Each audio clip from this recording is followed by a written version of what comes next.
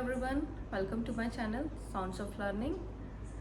जैसे कि मैंने अपने लास्ट वीडियो में डिस्कस किया था कि कोक्लियर इम्प्लांट सर्जरी के बाद बच्चों की टेक केयर कैसे करते हैं, तो आज हम आपके सामने लेकर आए हैं कि सर्जरी के बाद जो एक्टिवेशन प्रोसेस रहता है, जिसको स्विच ऑन भी कहा जाता है, उसके बाद क्या क्या पेरेंट्स के मन में क्या क्या सवाल रहते हैं और डाउट्स रहते हैं। बीइंग अ पेरेंट हमारे मन में भी कई डाउट्स थे, तो उसके बारे में हम दोनों लोग आपसे डिस्कस करेंगे। तो इसकी और जानकारी देने के लिए आज आशिक के फादर भी आपके साथ जुड़े हुए हैं, तो हम लोग स्टार्ट करते हैं। तो जैसा कि एक्टिवेशन, हम लोग सुनते हैं कि एक्टिवेशन का दिन आने वाला है या सर्जरी के बाद स्विच ऑन का, तो बेसिकली सबको लगता है कि आखिर स्विच ऑन में होने क्या वाला है। तो स्विच ऑन में क्या होता है कि जो आपके ऑडियोलॉजिस्ट हैं वो आपके बच्चे का जो आउटर जो प्रोसेसर रहता है उसको आपका जो इनर इम्प्लांट होता है उससे कनेक्ट करते हैं, कनेक्ट करके उसको स्टार्ट किया जाता है। आप देख सकते हैं ये एक्सटर्नल इसका प्रोसेसर होता है। बेसिकली ऑडियोलॉजिस्ट एक्सटर्नल प्रोसेसर को हेड पीस के थ्रू इंटरनल इम्प्लांट से कनेक्ट करके अपने कंप्यूटर से प्रोसेसर को कनेक्ट करते हैं। उनके कंप्यूटर में एक सॉफ्टवेयर होता है, उसके थ्रू उसमें वो मैपिंग, आप सभी ने आपने सबने सुना होगा मैपिंग एक्चुअली एक प्रोग्रामिंग होती है। उस प्रोग्रामिंग को उसमें इंसर्ट करते हैं बेसिकली, जिससे कि आपके इंटरनल इम्प्लांट को एक्सटर्नल प्रोसेसर से सिग्नल्स जाना शुरू हो जाते हैं। उसी के थ्रू फिर बच्चे को सुनाई देना शुरू होता है।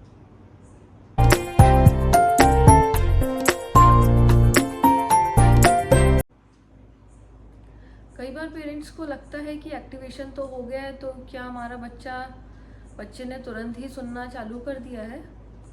तो इसका जवाब होता है कि हाँ, बच्चे को आवाज़ सुनाई देना चालू हो जाती है, लेकिन क्योंकि बच्चे ने कभी उससे पहले आवाज़ नहीं सुनी होती है, अगर उसका प्रोफाउंड लॉस है तो वो बच्चा आवाज़ को पहचान नहीं पाता है। जो आवाज़ उसको सुनाई देती है एक्टिवेशन के बाद, वो उसके लिए एकदम अनफेमिलियर होती है, अनक्लियर रहती है, तो इसीलिए वो उसको पहचान नहीं पाता है, तो उस पर कुछ भी रिस्पॉन्ड नहीं करता है। हाँ बिल्कुल, ये बात सही है। आफ्टर एक्टिवेशन बच्चे को आवाज़ सुनाई देना शुरू हो जाती है, लेकिन बच्चे के ब्रेन को पता नहीं होता है कि वो एक्चुअली साउंड क्या है, उस पर कैसे रिएक्ट करना है। ये चीज़ बच्चे के ब्रेन को पता नहीं होती है और इसलिए थोड़ा समय लगता है स्टार्टिंग में। इनफैक्ट ये सवाल हम लोगों को भी, जब हमारी बेटी का इम्प्लांट हुआ तो ये हमको भी लग रहा था कि वो बिल्कुल भी रिस्पॉन्ड नहीं कर रही है। इनफैक्ट मैंने ऑडियोलॉजिस्ट से भी बात की, उन्होंने भी मुझसे कहा कि वो करेगी रिस्पॉन्ड, और ये बात सही है। कुछ दिनों में उसने अचानक रिस्पॉन्ड करना शुरू कर दिया। और ऑडियो वर्बल थेरेपी में, AVT में एग्जैक्टली यही चीज़ की ट्रेनिंग दी जाती है कि उस प्रोसेसर के थ्रू, इम्प्लांट के थ्रू साउंड आ रहा है जो, उसको समझने की ट्रेनिंग बेसिकली वो होती है। और रिसेंटली मुझे एक पेरेंट का फ़ोन आया मेरे पास, तो उनका भी यही सवाल था, सेम क्वेश्चन। उनको बहुत परेशान थे वो कि मुझे लग रहा है कि बच्चे को कुछ सुनाई नहीं दे रहा, बच्चा कुछ भी रिएक्ट नहीं कर रहा। वो लोग काफ़ी पीछे से आवाज़ें दे रहे हैं उसको, सामने से आवाज़ दे रहा है, लेकिन वो रिएक्ट नहीं कर रहा था। लेकिन ऐसा नहीं है, बच्चे को सुनाई देता है। कुछ दिनों में बच्चा रिएक्ट करना शुरू करता है, जैसे ही उसके ब्रेन को उस साउंड को समझने की और उस पर रिएक्ट करने की प्रैक्टिस हो जाती है। और इस कड़ी में एक बात मैं और ऐड करना चाहता हूँ कि जब बच्चे को सीवियर टू प्रोफाउंड लॉस होता है, हियरिंग लॉस होता है, तो बेसिकली बच्चे के ब्रेन ने आवाज़ कभी सुनी नहीं होती है। ये भी एक बहुत बड़ा कारण होता है कि जब आवाज़ जाना शुरू होती है तो ब्रेन तुरंत उस पर रिस्पॉन्ड नहीं करता है। और हमारे जो इंटरनल इम्प्लांट होता है उसमें इलेक्ट्रोड्स होते हैं। वो इलेक्ट्रोड्स बेसिकली ऑडिटरी नर्व से होते हुए ब्रेन का सुनने के लिए रिस्पॉन्सिबल जो पार्ट होता है उसको ऑडिटरी कॉर्टेक्स कहा जाता है, वहाँ तक साउंड पहुँचाता है। तो ऑडिटरी कॉर्टेक्स को साउंड को रिकग्नाइज करके और उस पर रिस्पॉन्ड करने और उसको रिएक्ट करने में थोड़ा सा समय लगता है।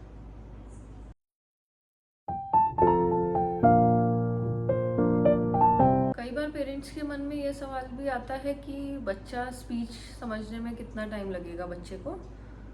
तो सब बच्चों का लर्निंग टाइम अलग अलग होता है। It can vary child to child. और कुछ बच्चे वीकली सीख जाते हैं, मतलब एक वीक के बाद ही बच्चे में डिफरेंस दिखने लगता है, और कुछ बच्चों को महीनों लग जाते हैं सीखने में। तो ये वरी करता है बच्चों से बच्चों में।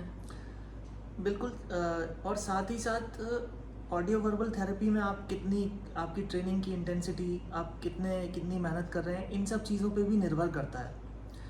जैसे फॉर एग्जांपल हमारी बेटी का जब इम्प्लांट हुआ तो वो हेयरिंग एड पहले से ही यूज़ कर रही थी, तो इम्प्लांट के बाद हमने हेयरिंग एड उसको कुछ दिन नहीं लगाया, जिससे कि वो सिर्फ इम्प्लांट से ही सुने। तो मुझे अच्छे से याद है 15 से 20 दिनों में उसने साउंड के ऊपर रिस्पॉन्ड करना शुरू कर दिया था, और विद इन अ मंथ उसने अपने नाम पे भी रिस्पॉन्ड करना शुरू कर दिया था इम्प्लांट के थ्रू। जब उसने अपने नाम पे रिस्पॉन्ड करना शुरू किया तब हमने उसको हेयरिंग एड वापस लगाया, क्योंकि वो अपने नाम से पहले से फैमिलियर थी, पहले से यूज़ कर रही थी वो हेयरिंग एड। तो इट टोटली डिपेंड्स, ये चाइल्ड टू चाइल्ड भी डिपेंड करता है और आप कितनी मेहनत कर रहे हैं। इसलिए एवीटी की बहुत इम्पोर्टेंस है। After surgery, after activation AVT का बहुत महत्व है। उसमें आपका यूँ समझ लीजिए कि सर्जरी 20% होती है और 80% आपका एवीटी ही होता है, तो वो उसमें मेहनत करना बहुत ज़रूरी है। इनिशियली एवीटी में साउंड अवेयरनेस और साउंड आइडेंटिफिकेशन बहुत ज़्यादा इम्पॉर्टेंट रहता है, कि जितना ज़्यादा रिगरसली आप बच्चे के साथ उस पर काम करेंगे उतना अच्छे से बच्चा सीख सकता है। उसके बाद फिर साउंड का डिस्क्रिमिनेशन और साउंड कॉम्प्रिहेंशन बच्चा सीखता है।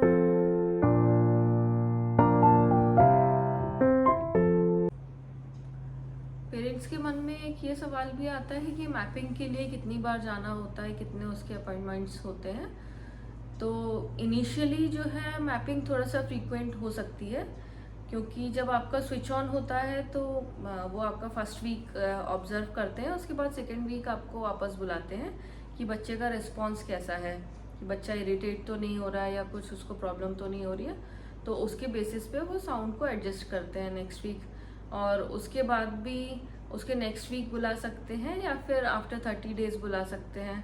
तो इस तरीके से बच्चों के रिस्पॉन्स के ऊपर भी वो डिपेंड करता है कि आपको कितनी बार आपको बुलाते हैं मैपिंग के लिए। बिल्कुल। हमारी डॉटर के केस में इनिशियली हम लोग शुरू के 1 महीने में लगभग 4 सेशंस हुए उसके मैपिंग के, फिर 3 महीने में 1 सेशन हुआ, फिर उसके बाद भी 6 महीने तक कम से कम 7 से 8 सेशन उसके हो चुके थे।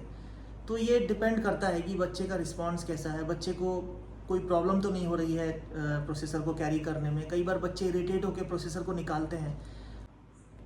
हमारी डॉटर के केस पे उसकी फर्स्ट मंथ में ही 3 से 4 मैपिंग हो गई थी। जैसा कि मैंने बताया कि वो चाइल्ड टू चाइल्ड वेरी करता है, तो वैसे जो उसका एक प्लान रहता है वो फर्स्ट वीक, फिर आफ्टर 15 डेज, फिर आफ्टर 1 मंथ, 3 मंथ और 6 मंथ, 12 मंथ, इस तरीके का उसका एक प्लान रहता है। लेकिन वो आपके बच्चे के रिस्पॉन्स के ऊपर और वो कैसा उस पर बिहेवियर है उसका, उस पर भी डिपेंड करता है। और अगर आपको लगता है कि बच्चे को कुछ प्रॉब्लम आ रही है तो आप बीच में भी अपने ऑडियोलॉजिस्ट के साथ अपॉइंटमेंट लेके बीच में उसकी मैपिंग का शेड्यूल करवा सकते हैं।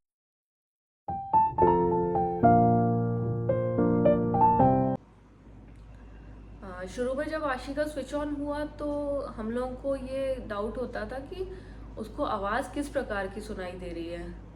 तो जो हम लोग आपस में बात कर रहे हैं कि उसको सिमिलरली वही सेम आवाज़ सुनाई दे रही होगी क्या हम दोनों की, या फिर कुछ उसको रोबोटिक आवाज़ सुनाई दे रही होगी। तो ये एक बहुत ज़्यादा डाउट हम लोगों के मन में रहता था। हाँ, लेकिन आशी के रिस्पॉन्सेस को देख के अब लगता है कि जैसा हम सुनते हैं शायद वैसे ही सुनाई दे रहा है उसको भी, क्योंकि जैसा हम बोल रहे हैं नेचुरली उसी तरीके से वो बोलने लगी है। बाकी एग्जैक्टली ये चीज़ बता पाना मुश्किल है कि साउंड कैसा सुनाई दे रहा है, क्योंकि आप प्रैक्टिकली देखिए तो कोक्लियर इम्प्लांट के थ्रू सुनने का मैकेनिज़्म इज़ टोटली डिफरेंट हमारे नेचुरल मैकेनिज़्म से। तो शुरुआत में हो सकता है वो आवाज़ें थोड़ी सी रोबोटिक हों, या मैकेनिकल साउंड्स हों, बट लेकिन हाँ, अभी उसके रिस्पॉन्सेज को देख के तो यही लग रहा है कि आवाज़ नेचुरल जैसे हम सुनते हैं शायद वैसी ही सुनाई देती है।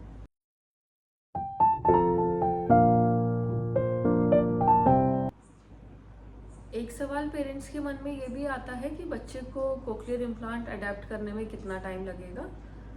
तो ये भी चाइल्ड टू चाइल्ड वेरी करता है, और मोस्ट इम्पॉर्टेंट ये है कि आप कोशिश करिए कि बच्चा आपका मैक्सिमम टाइम जितना भी वो जितनी देर वो जगा रहता है उतना आप कोशिश करिए कि बच्चा पूरे टाइम कोक्लियर इम्प्लांट उसका यूज़ करे, पूरे टाइम लगा के रखे। जैसे ही बच्चा सुबह सोकर उठता है तो वैसे ही है इम्प्लांट वो यूज़ करना चालू कर दे अपना।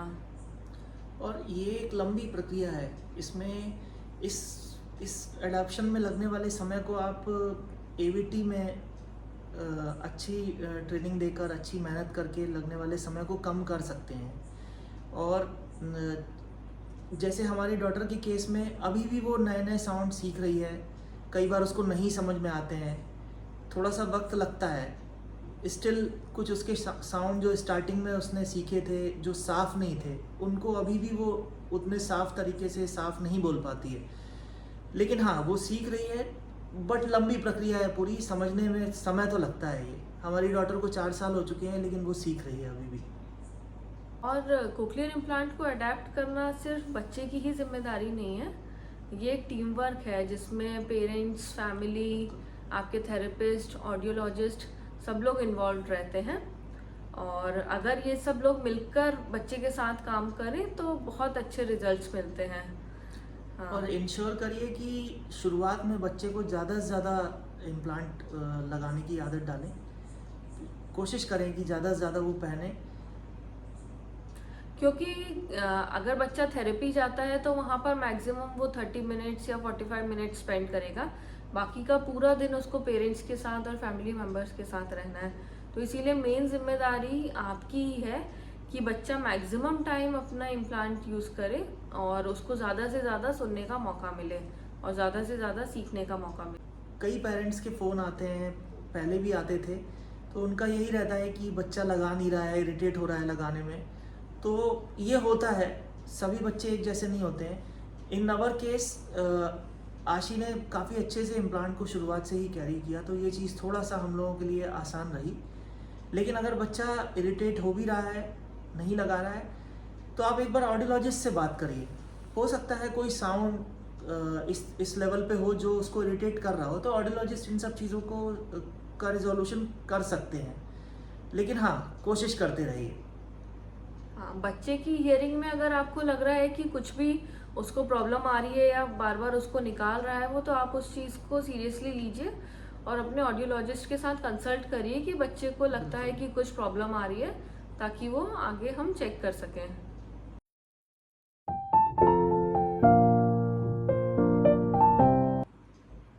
कई लोगों को लगता है कि कोक्लियर इम्प्लांट हो गया है, बस हमारा काम हो गया, अब हमारा बच्चा सुनना चालू कर देगा, अब और किसी चीज़ की ज़रूरत नहीं है। लेकिन ये चीज़ एकदम गलत है। आपको इम्प्लांट के बाद speech therapy is very very essential. मतलब अगर स्पीच थेरेपी नहीं होगी तो आपका cochlear implant is a total wastage. कि स्पीच थेरेपी कितना ज़्यादा एसेंशियल है इसको समझना बहुत ज़्यादा ज़रूरी है, और बहुत ज़्यादा रिगरस स्पीच थेरेपी होने की ज़रूरत है।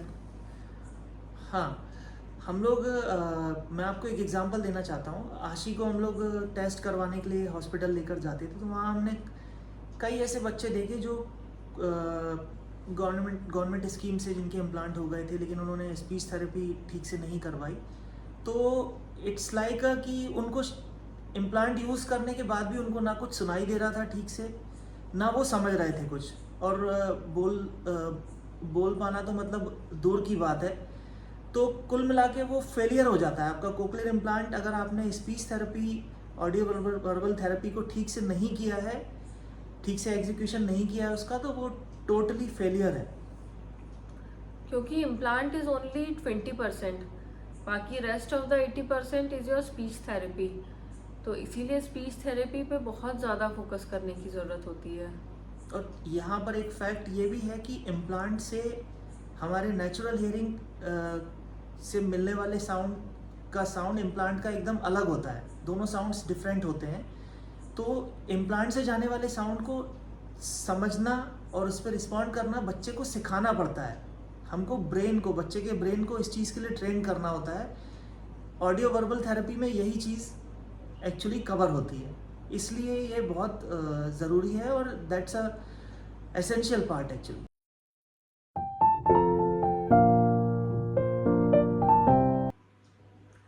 हमको कैसे पता चलेगा कि हमारे बच्चे का इम्प्लांट सही तरीके से काम कर रहा है या नहीं?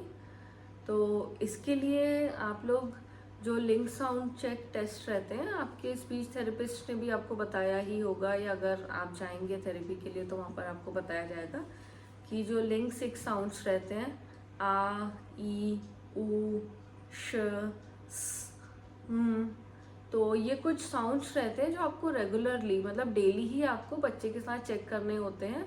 और कुछ डिस्टेंस पे, जैसे 3 फीट, 6 फीट, 9 फीट, इस डिस्टेंस पे आपको बच्चे के साथ चेक करने होते हैं और उस पर बच्चे का रिस्पॉन्स आपको देखना होता है कि अगर बच्चे का सब डिस्टेंस पे अगर बच्चे का रिस्पॉन्स सही आ रहा है, वो सब सुन रहा है, और ये आपको साउंड पीछे से देना है, ना कि सामने से, कि उसको पीछे से सुनाई दे अपने इम्प्लांट से। तो उस पर आपको चेक करना है कि अगर उसका रिस्पॉन्स उस पर सही आ रहा है तो फिर आप समझ सकते हैं कि उसका इम्प्लांट सही से काम कर रहा है। और इसके अलावा भी अगर आपको कुछ डाउट होता है इम्प्लांट से रिलेटेड, तो फिर आप अपने ऑडियोलॉजिस्ट के साथ कंसल्ट कर सकते हैं।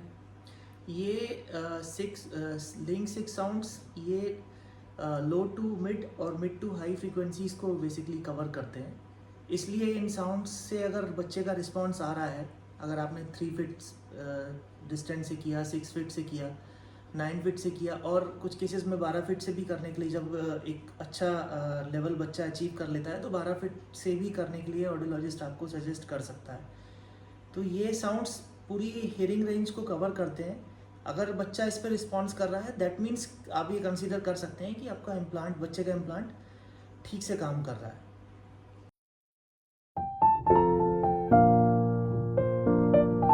आप अपने बच्चे को इस हियरिंग जर्नी में कैसे सपोर्ट कर सकते हैं? क्योंकि कई बार ये होता है कि स्पीच थेरेपी हम लोग जाते रहते हैं और हमको लगता है कि उसका कुछ भी रिजल्ट नहीं मिल रहा है। हम लोग के साथ भी होता था कि डेली जा रहे हैं, लेकिन ऐसा लगता था लौट के आने के बाद भी कि कुछ भी रिजल्ट नहीं मिल रहा है। तो उसके लिए बहुत ज़्यादा इम्पॉर्टेंट है, जो हमने अपनी जर्नी से ही सीखा कि पेशेंस बहुत ज़्यादा ज़रूरी है। और बच्चे को एनकरेज करें, उसको रीइंफोर्स करें कि अगर वो छोटा छोटा सा भी कुछ बोल रहा है तो आप उसको एनकरेज करिए, उसको मोटिवेट करिए कि हाँ आपने बहुत अच्छा किया है, मैं सुन पा रही हूँ, आपने तो बहुत अच्छा बोला है। तो ये बहुत ज़्यादा ज़रूरी है, क्योंकि ये एक घड़ा है जो बूंद बूंद करके भरेगा। आपको अपना बेस्ट करते जाना है और एक दिन ऐसा आता है कि बच्चा नए नए शब्द बोलना चालू कर देता है और उस दिन हम लोगों को बहुत खुशी होती है कि हाँ ये शब्द हमने बच्चे को सिखाया था, देखो आज उसने वो यूज़ किया है। हम लोग के साथ तो आज भी ये चीज़ होती है कि अगर आशी अभी भी कुछ नया शब्द बोलती है तो हम लोग को बहुत ज़्यादा अच्छा लगता है कि हाँ देखो उसने नई चीज़ सीख के कुछ बोली है। अभी आशी के इम्प्लांट को 4 साल हो चुके हैं, स्टिल वो नई नई चीज़ें सीख रही है। और अब एक अच्छी बात यह है कि उसने नॉर्मल हम लोगों के कन्वर्सेशन को सुन के, स्कूल में अपने फ्रेंड्स वगैरह को से बात करती है तो उनके मुंह से नए नए शब्दों को सुन के उसने सीखना शुरू कर दिया है। और आप, एक इम्पॉर्टेंट चीज़ इसमें यह है कि आपको ये डिस्कवर करना पड़ेगा कि आपका बच्चा किस चीज़ में इंटरेस्टेड है।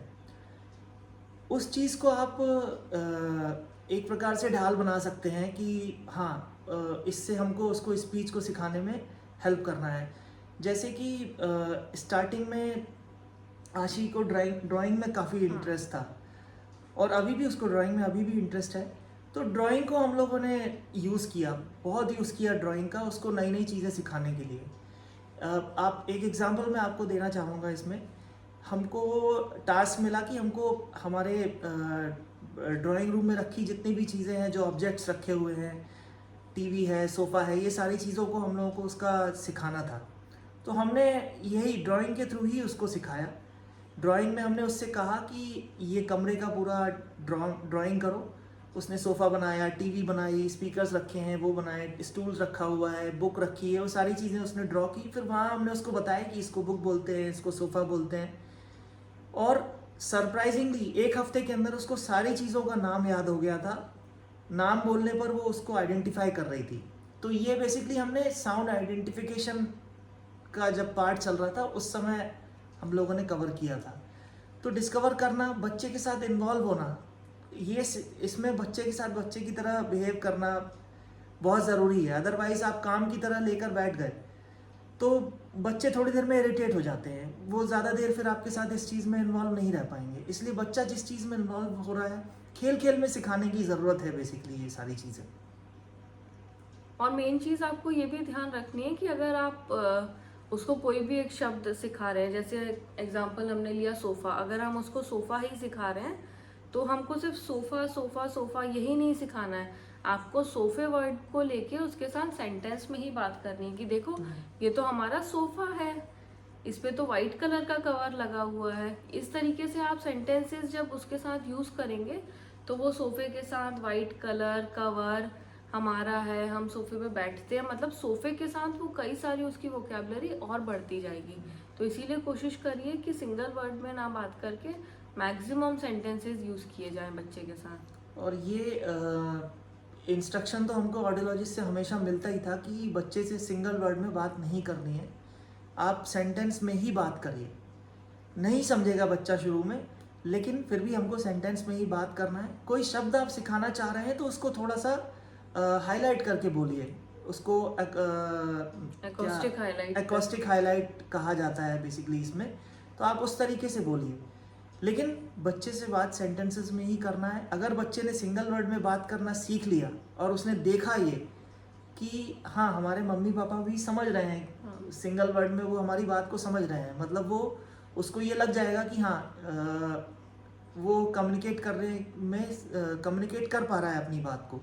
तो वो सिंगल वर्ड से आगे बढ़ेगा ही नहीं, वो ज़्यादा मेहनत ही नहीं करेगा सीखने की कि उसकी सिंगल वर्ड में ही उसका सब काम हो जा रहा है, तो वो इसीलिए और ज़्यादा मेहनत ही नहीं करेगा। और इस पूरी जर्नी में ऑडियो वर्बल थेरेपी के अंदर किसी भी गलत चीज़ में बच्चे को ले जाकर उससे वापस लाना और ज़्यादा डिफिकल्ट हो जाता है।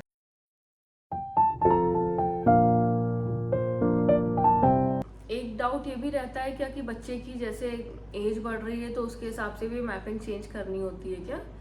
तो उसमें हमको ये ध्यान रखने की ज़रूरत है कि हम उसमें बच्चे का लेवल भी देख सकते हैं कि बच्चे का स्पीच लेवल क्या है, और बच्चे के स्पीच थेरेपिस्ट के फीडबैक के हिसाब से भी हम उस पर काम कर सकते हैं कि अगर बच्चे को कुछ हम सिखाने की कोशिश कर रहे हैं घर पे या थेरेपी सेंटर में और बच्चा वो नहीं सीख पा रहा है या वो शब्द उसको नहीं आ रहा है, तो आप उनके फीडबैक पे और अपने फीडबैक के हिसाब से भी अपने ऑडियोलॉजिस्ट को बता सकते हैं कि हम ये काफ़ी टाइम से बच्चे को सिखाने की कोशिश कर रहे हैं लेकिन इस पे उसका रिस्पांस नहीं आ रहा है, तो कुछ इसमें चेंजेस किए जा सकते हैं क्या, ये भी हम ऐसा देख सकते हैं। यूजुअली एक अच्छा लेवल आने के बाद फ्रीक्वेंट मैपिंग की ज़रूरत नहीं होती है, लेकिन टाइम टू टाइम ऑडियोलॉजिस्ट के पास विजिट करते रहना चाहिए।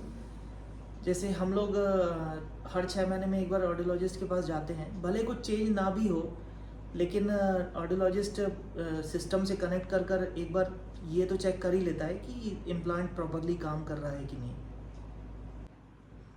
ये कुछ क्वेश्चंस थे जो यूजुअली पेरेंट्स के मन में आते हैं और बीइंग अ पेरेंट हम लोगों के मन में भी आते थे, तो वो हम लोगों ने डिस्कस किया है।